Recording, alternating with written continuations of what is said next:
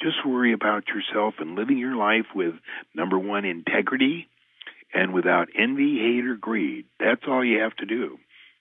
Because until you learn how to live your life with integrity and without envy, hate, or greed, you're going to keep reincarnating on Earth, because that's the lesson you have to learn. Now, when you have learned that, you get to go out into the solar system and play with the real adults. There's fantastic places to go. I mean, there's 100 billion universes just like ours. There's a billion Earths just like ours, some more advanced, some less advanced. But you're not going to get to go out there and play with them, play with the adults, until you learn how to live your life with integrity and without envy, hate, or greed. That's a very advanced message. So the people that say, well, what do we do? What do we do? Who do we elect to do something? Well, first of all, the President of the United States has nothing to do with anything.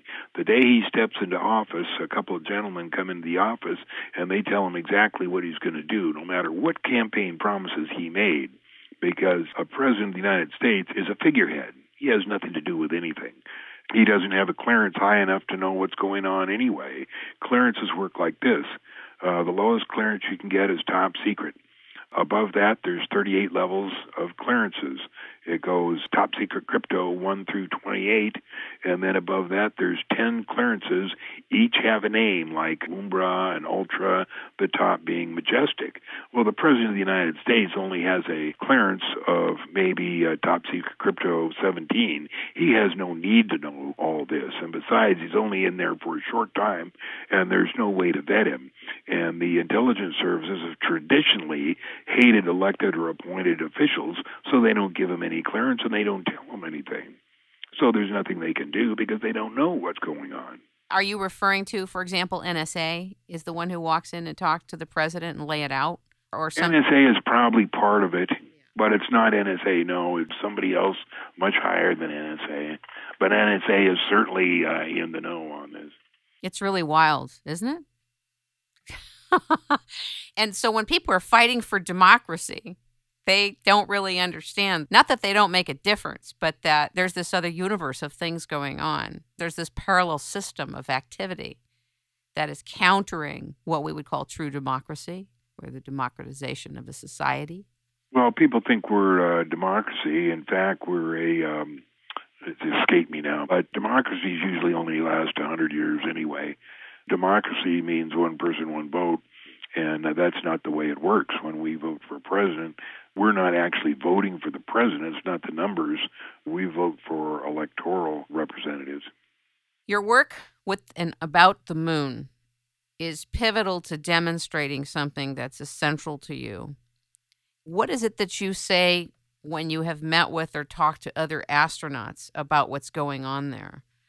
We don't need to know the names of those people unless you want to mention them, but how are they able to deal with what they actually saw versus what they have to come home to communicate? Well, first of all, no astronaut went to the moon. Apollo was a complete fake. It was all done in a studio.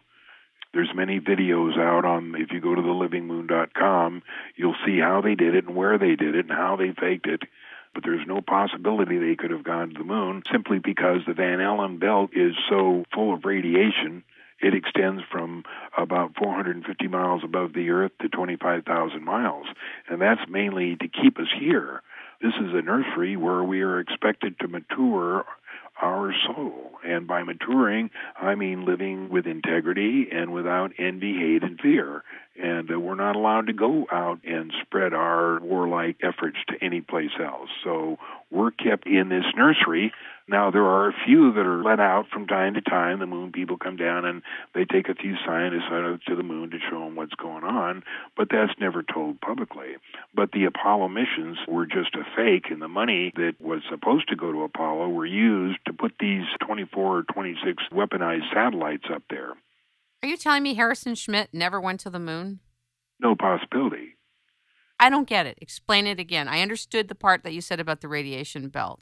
But are you saying that because the radiation is so strong, we couldn't get there? No, we only had a thin shielding of aluminum on the lunar spacecraft that went there. There's no possibility we could have gotten there. But even if we did go there, the moon has a gravity of 70% of Earth. They only had 22,000 pounds of fuel in the Lunar Lander, and with 22,000 pounds of fuel, they're telling us they deorbited at 60 miles, landed, then took off, reorbited, redocked with the command module, and flew back to Earth. It's impossible with 70% the gravity of Earth. And besides, none of us ever saw any movies of the Lunar Lander successfully flying. It didn't fly. It couldn't fly. It was a disaster. But anyway, yeah, they did fake the whole thing. Nobody went to the moon. And that's why the astronauts don't talk a lot. It's an interesting fact that there has never, ever been a reunion of all the moon astronauts, simply because they don't want to talk about it. They were involved in a fake, and I don't know what they told them or how to get them involved in staying there, but they did. Now, one of the ways they did it is when they murdered Gus Grissom on January 27th, 1967. Gus Grissom was very, very outspoken in the development of the Apollo program.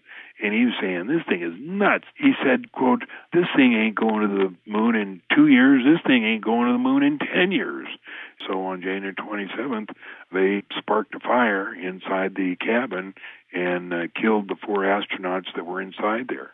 That was Gus Grissom, White, and Chaffee, and then there was a secret astronaut who was part of the secret team in there helping them sort out the problems that they were having with Apollo 1.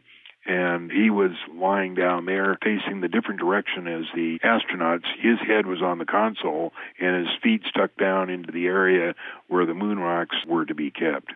But those 4 were killed on January 27, 1967, and the message was to anybody else who wanted to say something about this program, they better keep their mouth shut, or the same thing was going to happen to them.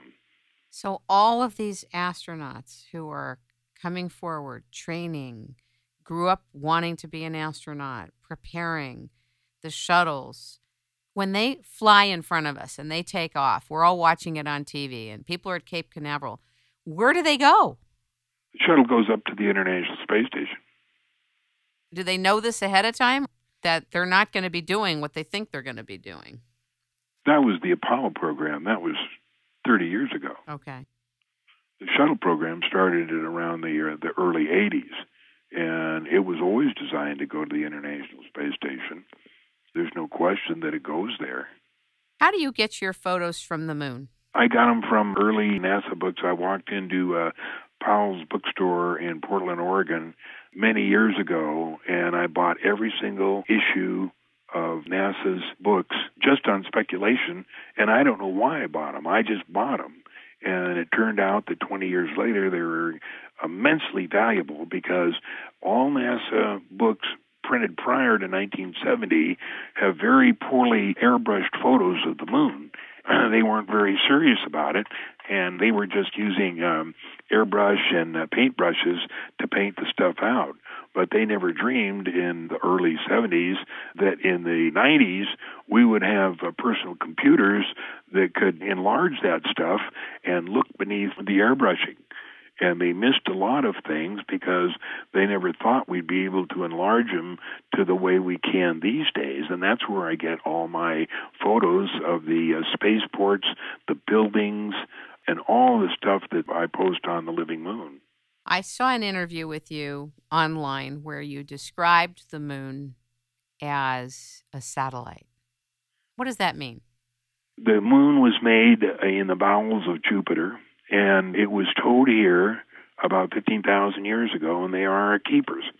Humans live up there, and the Greys live underground up there, and their job is to watch our development, keeping us from getting into too much trouble, and kind of just overseeing the nursery.